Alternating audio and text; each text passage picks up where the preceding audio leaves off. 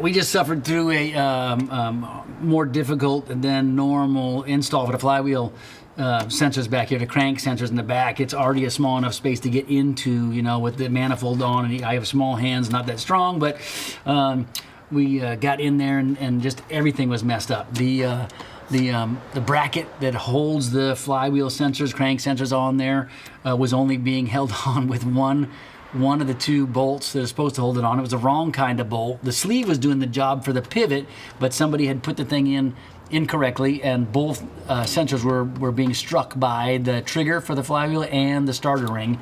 The heater control valve was oriented incorrectly.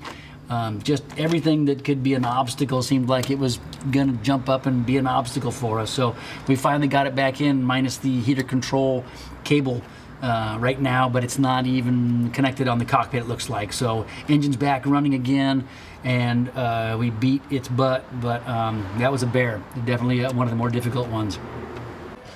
How often do you see people do the gapping wrong for the sensors? Not too often. You'd know about it right away because it's loud as hell. It strikes the starter ring especially. You know, I mean, the only opportunity it has is to strike the reference sensor trigger is one circumference, you know, one revolution. But if you have it set wrong on the speed sensor, which is the one you're supposed to use for setting that distance, then it's going to strike immediately and hit every tooth on the starter ring. So it's going to make a loud grinding sound.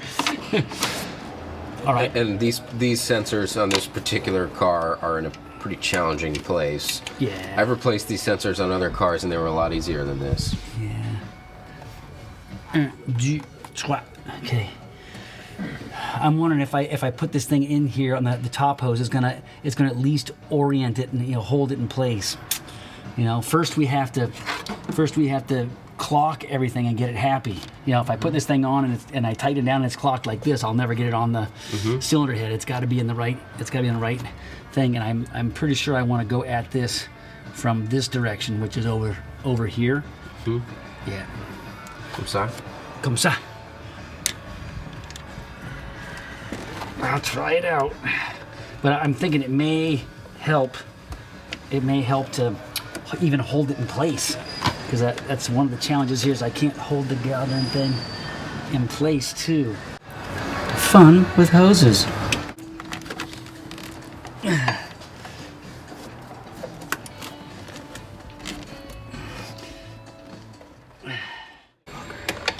That's a good one, huh?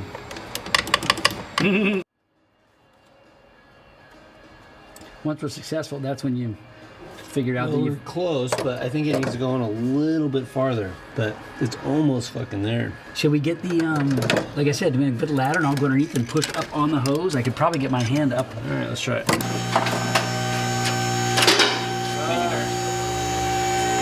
When things get rough, I call in the Scotty. Things get rough, Scott loses patience. No, sometimes it helps to have somebody else take a look at it, you know, and see if I can get some kind of position intermediate here. And where am I? You're gonna have to come from the passenger side up, Tim. Think so? I will try anything. Okay. I got a nice... Yeah, I don't know if I can... that's a good one.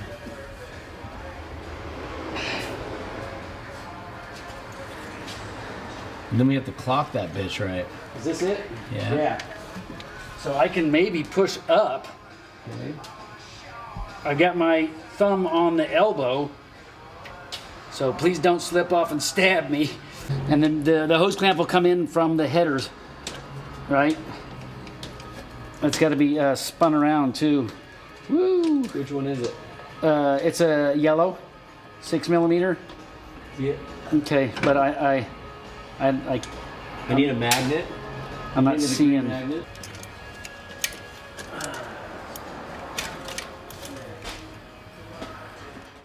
This is the reason we went after the sensors. You know, there was an engine management problem. Obviously, the idle was surging.